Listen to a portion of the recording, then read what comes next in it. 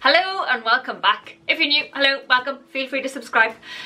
Button is down there. So, all about the Kat Von D foundation today. I got this a wee while ago. You would have seen over on Instagram and stuff. Don't know why I'm pointing as if Instagram was behind me, but you would have seen it on Instagram when I got it. I got it in the post and I was just so very excited. Of course I tried it there and then, and I've been wearing it, you know, consistently since.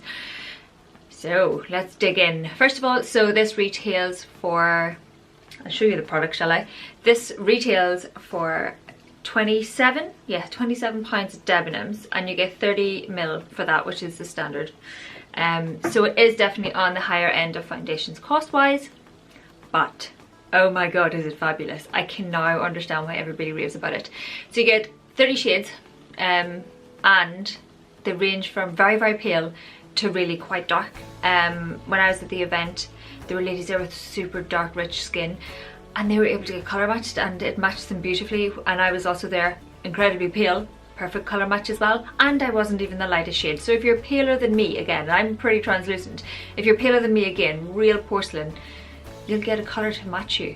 And if you're all the way up the other end of the scale, you'll also get a colour to match you. So that is really impressive. And there's literally a cool, warm, cool, warm, cool, warm shade match. So you'll be able to get a good match depending on your skin tone, because I would definitely be much more pinky toned. I used to think I was quite neutral, but I think I lean more pink toned. And generally when I buy foundation, the lightest shade is always a touch yellow, which makes me look a bit jaundiced.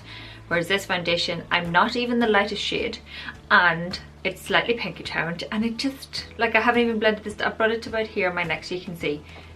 Like, seriously, such a good colour match. This is very much a full coverage foundation. So I've done a wee clip away of me applying this half of my face, so the left half of my face, it's your right looking at the screen I think, so this half of my face with the sponge, and this half of my face with just a buffing brush. And you can see even with the sponge it is pretty full coverage. Obviously if you want super full coverage, you go in with a buffing brush, and generally when I apply this I tend to use a buffing brush, and then I'll use a damp sponge to go over the top just to make sure it's all blended seamlessly. Or what I also do is use a damp sponge afterwards, dip it into a bit on the back of my hand, and then I'll go over any blemishes. So I'm not using a second product, I'm just using the same foundation to cover any red spots or whatever on my face, and they disappear. They're really nice, you can see. Like, seriously people, I know, I'm really impressed as well, seriously. Anyway, so yeah, I've worn this for full days. So from first thing in the morning until about, yeah, sort of late in the evening. Definitely towards the end of the wear there is some breaking down around this area, and that's going to be because you're moving a lot. So you have to expect some sort of breakdown. It's very rare that a foundation will stay intact the entire time. It was still definitely there, but it has started to break down, and the pores have become a bit more obvious just around my cheeks, where I would have very large pores in this area. So my pores definitely became more obvious in that sort of inverse T-zone, if that makes sense. So it's more out around my nose and around my chin where I would have problem skin. So definitely broke down there. I have used it with a separate concealer over the top, and where I had applied the second concealer, where I had applied the concealer, it broke down a wee bit. You could see where the textures, although they blended well, you could see they were definitely different. So they maybe just they broke down that bit quicker. And again, if I applied any sort of concealer under my eyes, although at the time they blend really well, about 10 hours later when you go and check it again, there was definitely breaking down again. But that's kind of to be expected. But I don't wear my foundation for that long. It's very rare that I will wear it for more than, well, 12 hours I suppose I have gotten away with. The thing to point out is that I can blend it back in really nicely, and I tend to bring a little sponge with me or a bit of concealer, and I'll just blend it back in and it's all fine again, like magic. So it doesn't, you know, sometimes with the foundation when you try to touch it up, it just balls up and it gets really ugly. Basically it doesn't blend well. Not a problem with this, it goes back in really nicely. I would suffer, as I said, mentioned, from large pores, and thankfully this doesn't emphasize them, which is really, really nice. It can, if you're not careful, look a bit cakey. Now I've gone over the top with the amount of foundation I applied today because I was doing a half and half face. I kind of split the amount. Generally I'd only use maybe a pump and a half at the most. It is very thick in consistency, so it feels a wee bit hard to move around the skin initially, but it actually works in really, really nicely because it is that fuller coverage. You kind of would expect a slightly thicker foundation because that's what it's aiming for, you know, it's looking to be thicker coverage. So yeah, it is definitely a thicker foundation, so you do need to buff it in well and all that kind of jazz just to prevent you from looking cakey. I do still set my face in the areas that I know I'll break down, so my T-zone basically, the center of my face, I will definitely set that in place, or anywhere I've used concealer, just to have things stay that wee bit longer.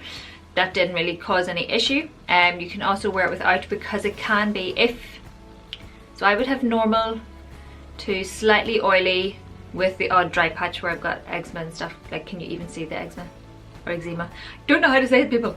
In that area you can't really see it, so it covers everything really nicely. It doesn't cling on application. Obviously as the day wears on and as it dries out that bit more, they do become a bit more obvious, so just be aware of that. But generally I have normal, like I said, normal slightly oily skin, and it wears really nicely on my skin. If you have drier skin, it may be a wee bit more obvious and a bit more apparent on the skin, and it may emphasize those dry patches just a wee touch. So I have had other foundations and it's really obvious, it's glaringly obvious, whereas this foundation isn't obvious at all. If I just look, so I can see some texture in this area where I would have those dry patches. I can definitely see some texture going on. But it doesn't feel or it doesn't look cakey. I would just be careful. Like today I've done a wee bit much on the foundation. I would maybe not do as much as on that when you're applying it.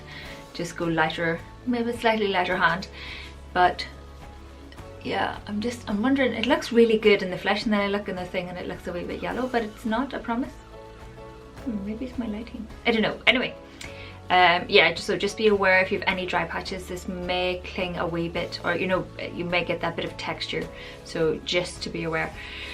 So we've done wear time, cost, coverage, consistency, overall vibes. I really like this foundation a lot. Like, I really like it a lot. It doesn't cause any irritation, it doesn't clog up my face. I can wear it for a couple of days and not get a new spot, and it doesn't make any of my other spots worse.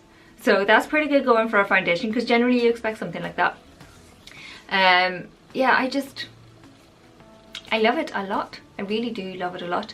I would definitely recommend checking it out. I definitely think it's worth the £27 because I've tried various other drugstore ones that are fuller coverage and they just end up breaking me out, or they just end up looking a bit more cakey and stuff like that. So yeah, just be aware of that. I love it, but I really love it. I'm going to shoot away on. Thanks a million for watching. If you have any questions, let me know down below. I will be posting a blog post. Obviously you can check that out. My links are always down below, but in the blog post I'll do before and after shots so you can get a better idea and have a really good look at my face. Don't know why you'd want to, but you know, you can if you really want to. And that's it. So thanks a million for watching. Please like, please subscribe, please tell all your friends, and I will see you in the next video. Bye!